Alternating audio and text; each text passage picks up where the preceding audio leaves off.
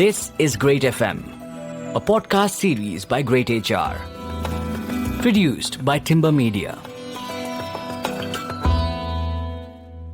Hello and welcome to a very special episode of greytFM. I'm your host, Ahalya, and as we inch closer towards the end of the year, it's time for those conversations that make us reflect and predict, though I do think we have those kinds of conversations a lot on greytFM, but with the time and everything, it's even more relevant. So today we're going to be putting the Middle East under the microscope because, let's be honest, this geographical boundary has got the world talking these past 2 years.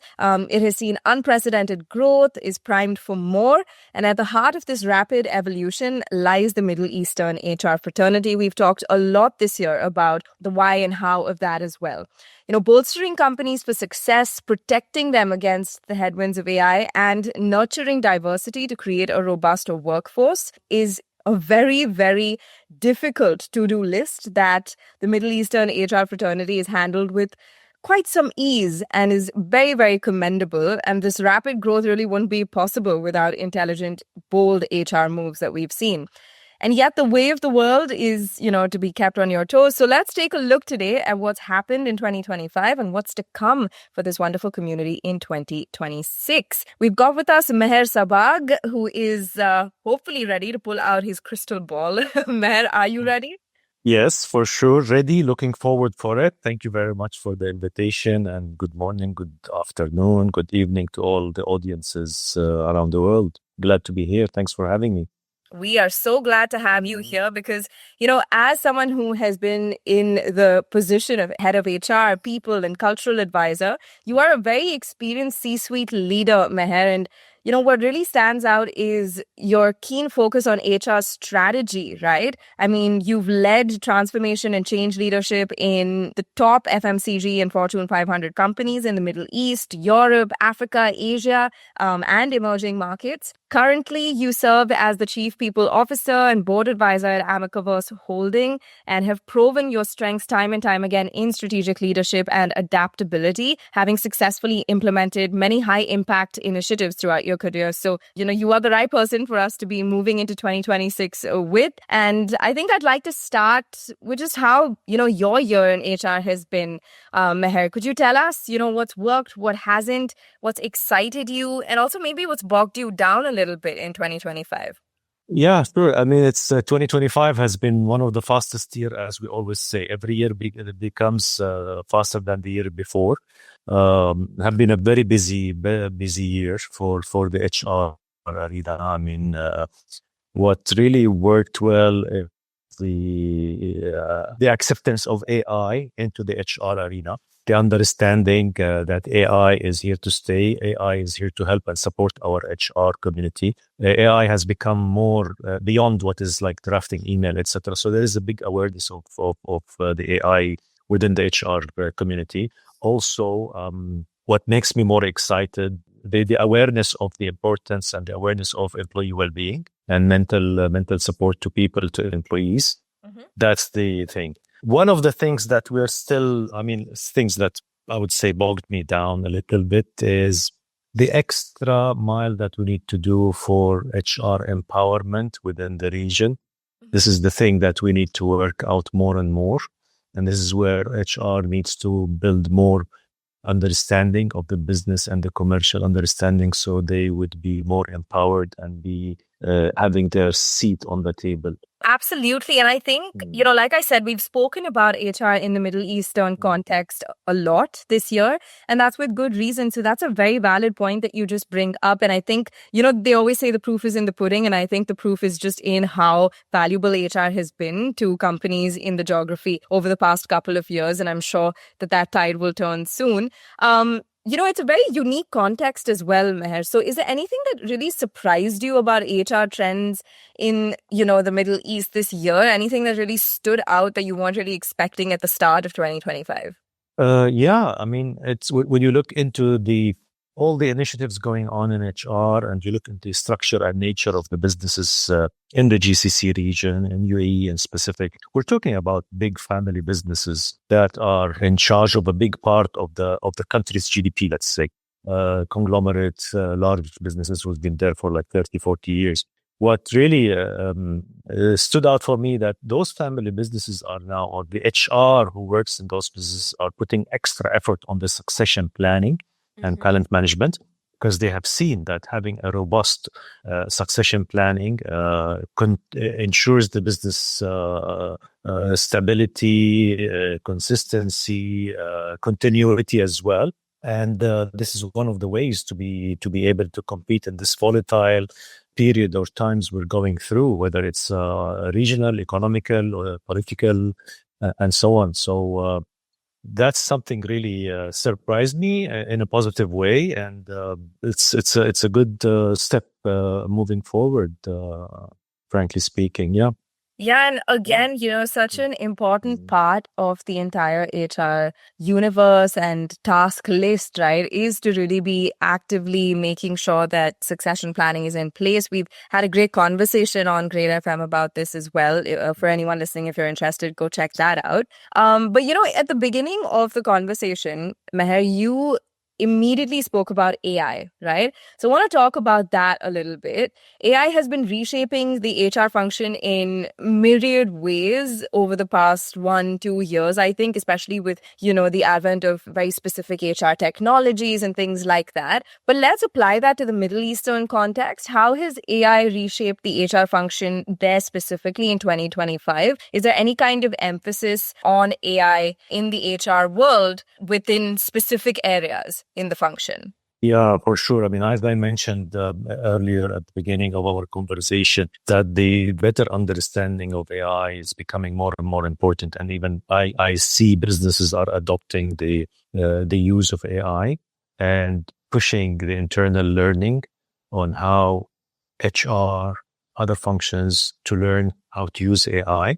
And, when you go enterprise account, that's also gives the businesses more protection. How I see AI reshaped or shaped the HR function, it's very important to look at it from a compliance, governance, usability. To us, AI is now not only for, we've passed over the idea of creating policies, procedure, drafting this form, this template, draft me an email, and so on. No, it's now becoming part of deploying agents. We have AI agents who works on organizational design. We teach agents and we create agents to help us on process mapping, charts, and so on. So it's beyond the task and the administrative part for the AI in the HR function. And it's also, the usability, it's becoming more and more, and created awareness for HR people in terms of working closely with other functions like legal, finance, and so on, how to create compliance, how to create AI strategy, we need to draft data protection, what can we do, and such a thing. So it opened our eyes on a different level from that perspective. So it really played a big role to shape it in a way that AI is not only doing administrative tasks and drafting me XYZ minimal things. No, it's something bigger and more important than this. Yep.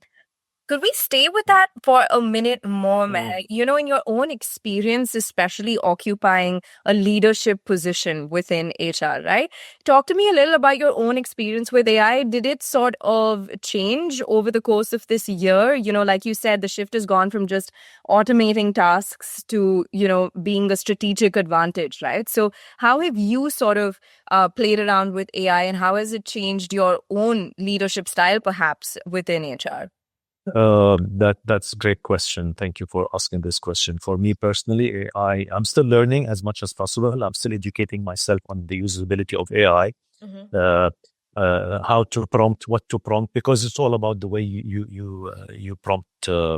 But using the AI has shortened the time and effort I need to spend on doing some time-consuming activities and tasks, where it gives me more focus and more time to focus on the organization, on the culture, on the leadership building, on communicating with people.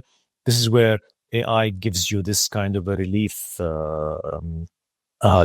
It's a tool that if we use it rightly and we use it smartly, let's say, it will give us extra time, extra hand to be able to focus on the big picture and to move out of those frustrating, repetitive, time-consuming tasks. So I'm personally, I'm educating myself every opportunity I can just to learn more and more and to master it actually.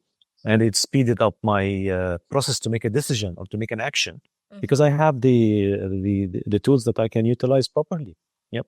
Yeah, Meher, that's wonderful to hear. And I think it's very valuable to hear that perspective from someone in a leadership position as well. Because I think at the beginning of this onset of AI, right, there was a lot of hesitation. There were a lot of concerns even within the HR fraternity, like, many other communities, that AI was going to take jobs away or it was going to completely replace a professional. But I think what you've raised is a very valuable point, that using AI actually gives leaders and professionals the time to think out of the box and, frees up their time to do what we need them to do the most, right? Which is be innovative, be thinking individuals. So it's very important for us to hear that from you. And also another off the cuff question, right? Again, with regards to AI, for all of the younger HR professionals out there who are probably at the early half of their career in HR in the Middle East, do you think learning and skilling in AI is going to be something that sets people apart and, makes some people win and others maybe fall back? Yeah, that's very important point. But going back to your comment, that it is very important to keep reminding ourselves that AI, when it came, there was an anxiety, fear because of lack of understanding, lack of knowledge. People thought, oh, we will lose jobs. But yeah, I mean, every technology comes, every industrial revolution comes, it will create job losses, but it will create new jobs. I mean, look at it now. Some jobs were lost because of AI, but at the same time opened another horizon for data analytics, programming, coding, etc., etc. But going back to your point, absolutely, it is very important. And I keep reminding people that we need to look into upskilling and reskilling. And this is what gives us as an HR leaders the opportunity to think on looking into our team, our people, where do we need to reskill in certain areas, where people needs to upskill in certain areas, all to keep on being part of this greater cycle, let's say. But yeah, AI opened our eyes on this area, and there is a lot going on now on this arena. Also, this is where the AI gives time to us to think of people development, organization development, how we can link people development to cope up with the business model that is evolving, with the operational model that is evolving, so we can keep on being part of the whole process. Yeah. Fantastic. I think it's very important for us to really dive deep into the AI conversation because, like you said, there's going to be so much to look forward to in 2026, and everyone should be keeping their eye on the ball. So, let's move into really what HR has got right in 2025 and what it's got wrong in 2025, right? Lists, this is the listicle generation. It's how we read quite often. So why don't I have you list out first the 3 things that HR in the Middle East has won at in 2025? I would say, first one is about paying attention to well-being, mental support. This is one of the things that I have seen is growing tremendously in the region, in the Middle East. There is a big attention for it. The other thing would be promote and sell the businesses as an employer of choice with all the initiatives that has been presented in terms of reward, compensation. So there's a kind of a more awareness on designing the right benefit, the right packages, the right offering. Despite that, in some areas, people would say, well, there is, less pay nowadays. But I mean, look at the economical situation and compare the Middle East compared to other regions. And you will see where the influx of people, where the influx of businesses coming over from which countries, from which regions. So this is one thing. The third thing I would say that I have noticed this year, there was a special attention into people development, apart from financial offering, people development, career development, some attention to learning and development. I've noticed for this year. If I would say the three things HR need to get right, I'm still a vocalist about HR empowerment. We, as an HR leaders, as an HR people, we need to be empowered more. And I'm not saying that we need to be empowered, that we sit and we just wait other businesses to empower us. No, we need to play a big part of showing how we are a business partner. So we need to see to gain this empowerment by proving ourselves. I am a firm believer that in HR we still need to work more on the setting up the right budgeting, calculating the right costing, working on the overall cost to company in terms of people costing and manpower planning. And the other thing will be, I mean, it's these are the key 2 points. Let's say third one is go beyond the transactional. HR as a transactional function. No, HR needs to be more on the strategic, needs to be more into the decision making, and needs to be more part of the whole business cycle. Yeah. Yeah, that's a solid list. That's a solid list that people can make a note of. But to pick up from your last point there, as a business driver, as a growth partner, what do you think need to be the biggest focus areas for HR professionals, teams in 2026? Key business areas that they absolutely have to tackle and pay attention to in the next year to, I guess, secure their place, their seat at the table. I would say immediately the manpower planning. We need HR to be more into the manpower planning and the resources.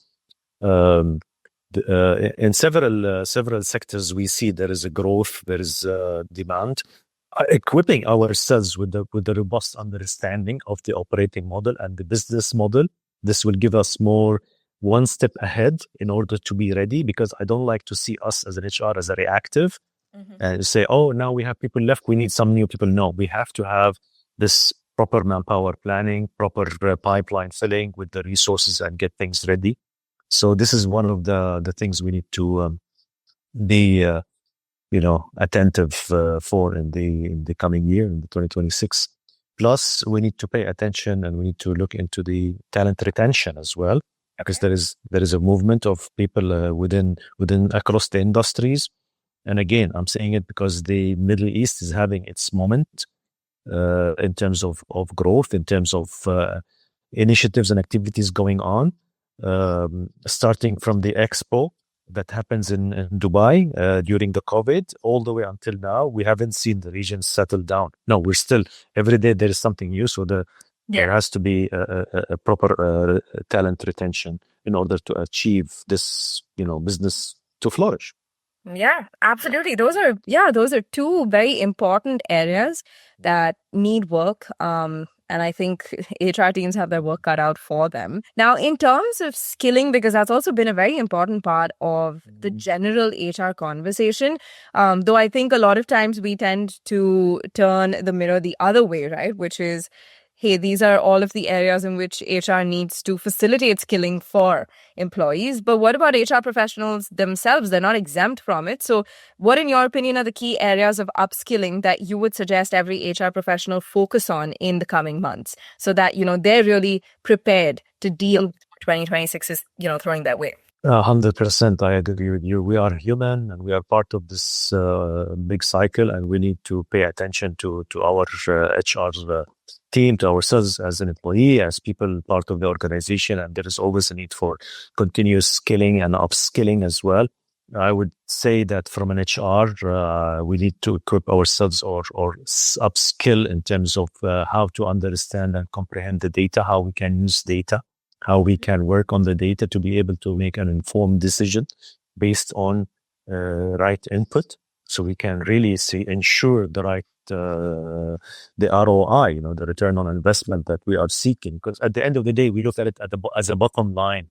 Okay, so every business look at the bottom line. So we need to make sure how we work with data, we work with data analytics skills, how we handle it. So this is one thing that is very important for HR people. Not having a dashboard that cosmetically nice and look nice and numbers and colors. No, what is the use of this dashboards and the data we put and we generate so we can make the right decision. Yep. Yeah, the substance, right? That's what we always need to dive into. Yeah. And as I said at the beginning of the episode, right, it's all about reflecting on 2025, but also looking forward. What is the biggest lesson that the year has taught you as an HR leader? And what are you moving into 2026 with, Maher? The biggest thing is communication. I'm a firm believer of communication, and involving the stakeholders in every HR project that you're doing, because it's not impacting you as an HR, it impacts the organization. Yeah. And if you communicate properly, rightly with your peers, with your ex-com, with your team members, and explain, show the right roadmap, show where we're going, where we are today, what's going to end up to, what's in it with me, for me, everybody will be part of this journey, and you will gain the support and you will gain the momentum. Communication is very important in my opinion, and to be open and transparent. We're human, we make mistakes, we admit our mistakes, and we need to move on. But that's the biggest lesson, is keep on communicating what you have, what you plan, what you want to do, and get the right tools, and people will line up behind you and will support your initiatives. Yeah. Good thing we've got you on a podcast then, right? If you like communication so much. Thank you. Great. Yeah.